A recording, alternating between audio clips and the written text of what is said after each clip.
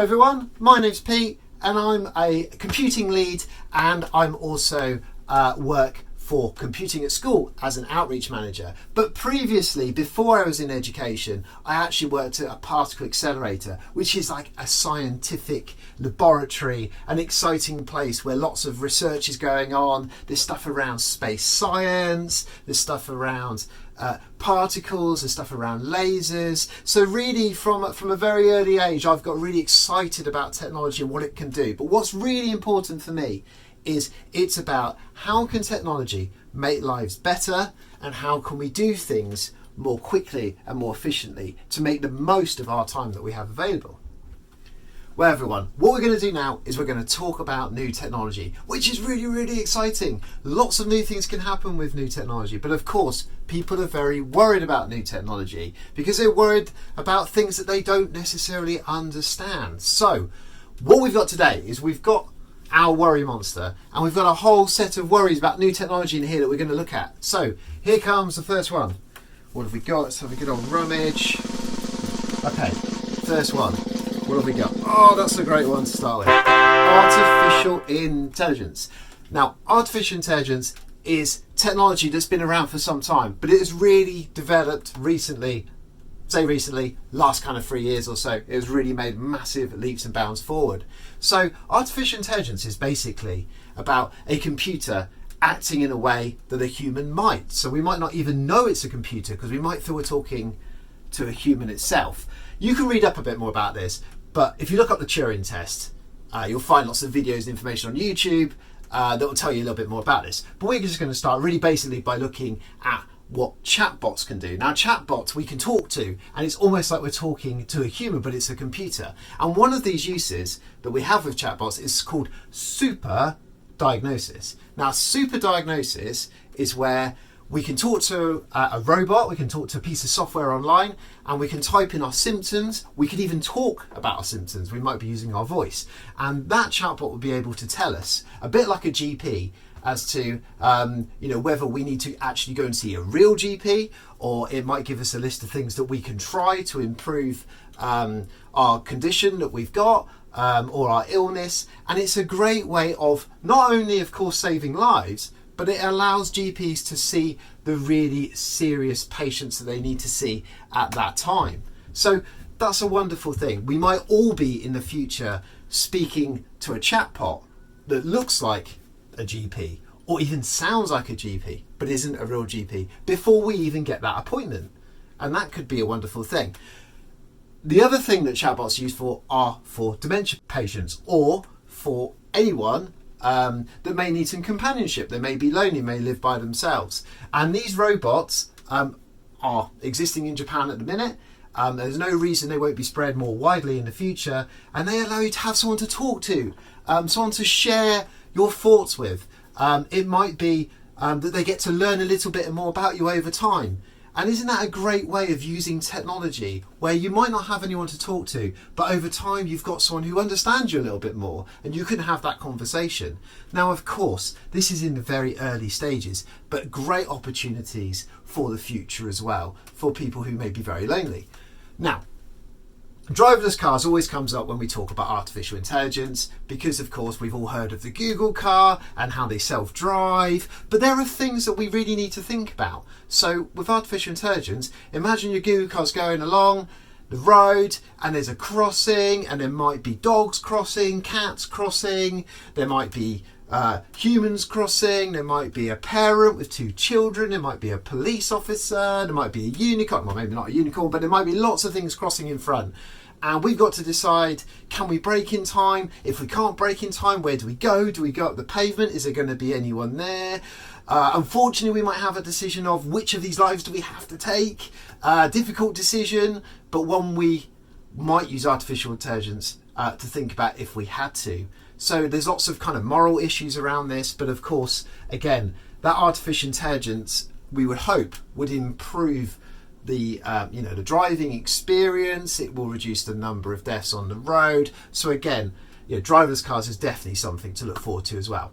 Now, I want to share something else with you because I know you're all going to know about this, and this is called Among Us. Yes, it's that wonderful game where you go around in a spaceship and, you know, you might be the imposter, you might not, but think about what's going on behind that game. But more importantly, it's really interesting that there's been conversations about how we could use artificial intelligence so that although all humans play this game on their device, that actually we might be able to create kind of, you know, players that are not humans but have looked at code and have looked at how humans react in that game to create a player that's not a human, but we wouldn't even know they're not a human because they're that artificially intelligent that we might be going around trying to kill people, but actually it's not someone on the other end, it's just a virtual person in a game, it's just a computer operated sprite.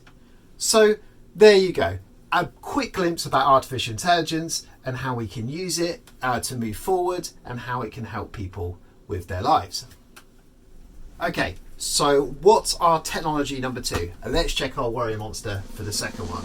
So what's the next technology that's hugely exciting but that maybe will worry people a little bit and we can talk about it? Okay. Excellent. Okay, so the next one is machine learning. Now, machine learning is a little bit like artificial intelligence, but machine learning is where we learn as we go along rather than providing lots of code to tell someone how or something how to be intelligent. Okay, so machine learning, let's look at a few examples, and this is all about basically improving the accuracy of what we're doing. So one of the things we can look at are drones in the rainforest. Now, this is a wonderful thing about making life better. Unfortunately, in the Amazon rainforest, there's lots of deforestation. So there's lots of people cutting down trees, and we don't want them to cut down all of these trees in areas where that, you know, we can't renew that coverage of rainforest. Now, what's happening at the minute is there are lots of drones flying around looking at areas of the rainforest and which bits have been deforested.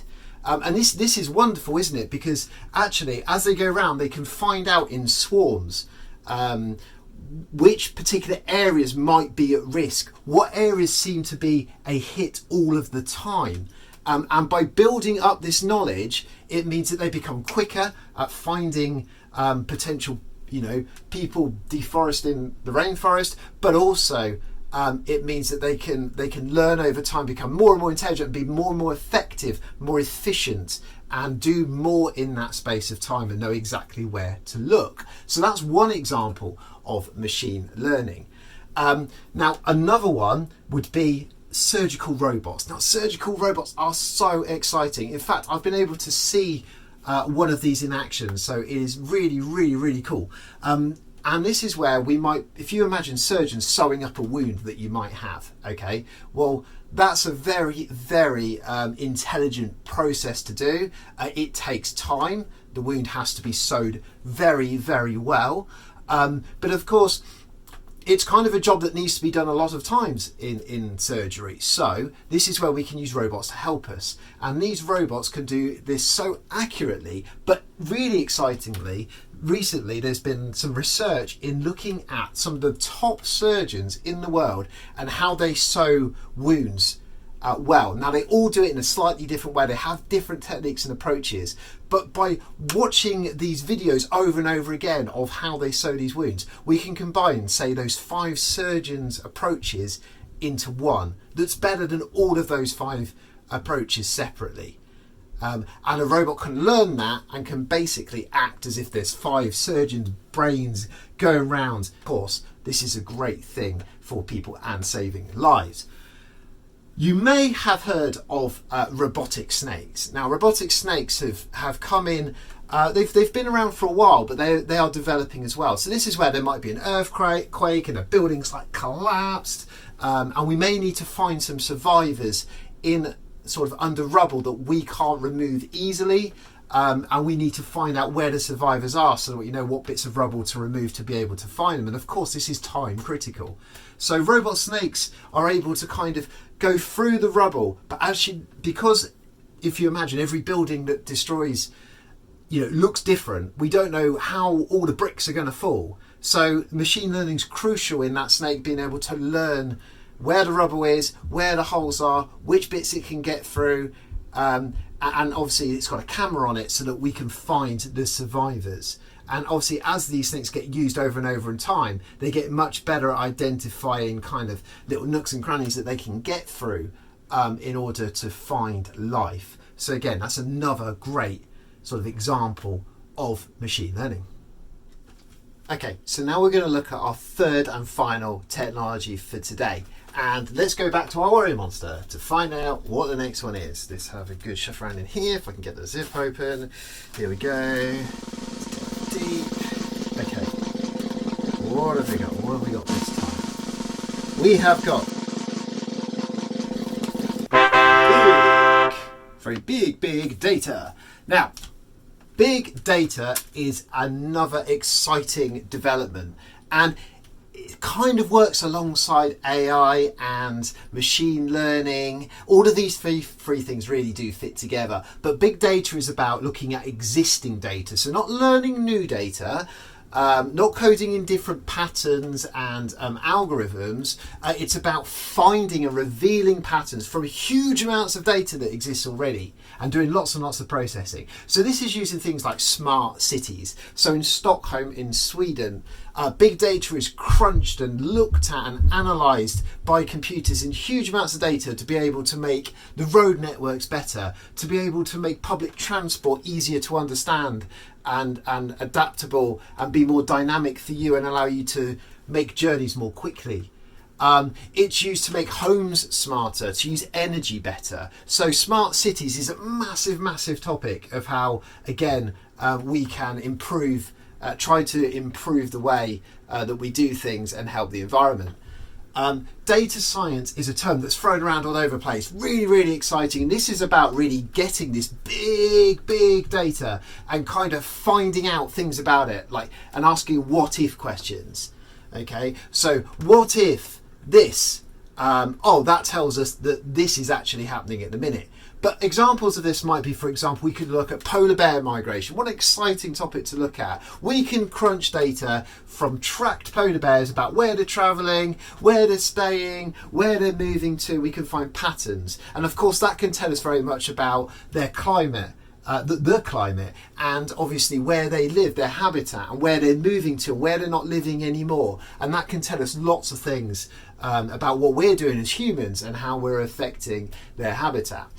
Now, as we're talking about animals, let's think about data science another way. It could be around, poaching of endangered species, which unfortunately still happens, but there has been a big reduction. But part of the reason there's been such a big reduction is because we track these things so much more. We're able to track the populations, we're able to track their movements, and we're able to find out from this huge amount of data. We can create graphs, we can create heat maps, and we can find out what's happening, so we can make what are called interventions. We can try and do something about it. Now, trying to think of one more thing about machine learning.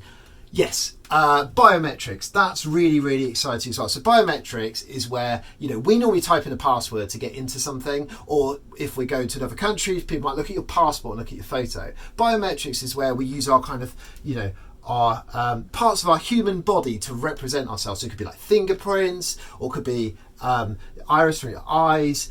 We can have different patterns that only relate to us, sort of, genetic bits of data we can look at. So I'll give you some examples of things of how these are developing. So instead of just looking at our eyes and our fingerprints, we now have biometrics that mean you can only get into this door if you have this fingerprint, and it measures some data about your eyes, but also it can detect your sweat odour as well.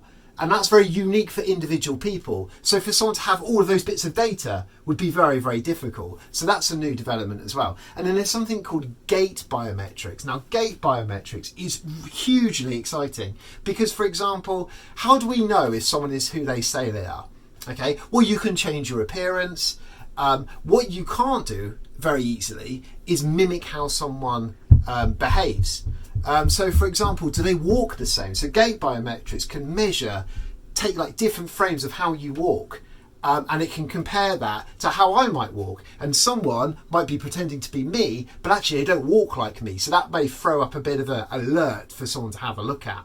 And that's just one example of gait biometrics. So this is like our movement and our personality and how we do things, and how I'm, for example, throwing my hands around in this video, so we can measure those things to detect who people are. So big data is really important, and it's all about that existing data that exists and crunching it and doing something with it to make place safer and make the world a more environmentally friendly place to be. So you might be thinking to yourself, this is quite exciting. I want to know what it takes to be really good at artificial intelligence, or how to understand machine learning more, or how can I be really good at crunching big data? Well, for me, there are two really, really important skills that you need for this. One of them is logical thinking, okay?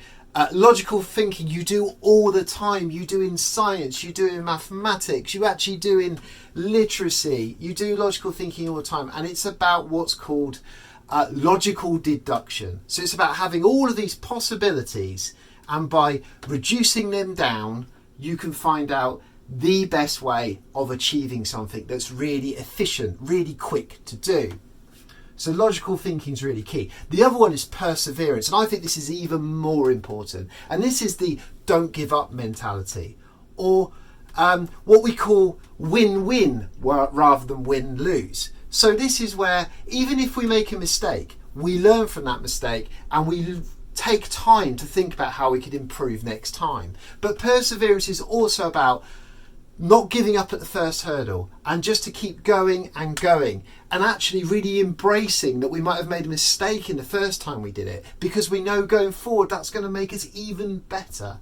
And being able to research, look around, ask other people, keep working, keep plugging away at something until you crack it. And that perseverance is absolutely crucial to these three technologies and working with them in the future.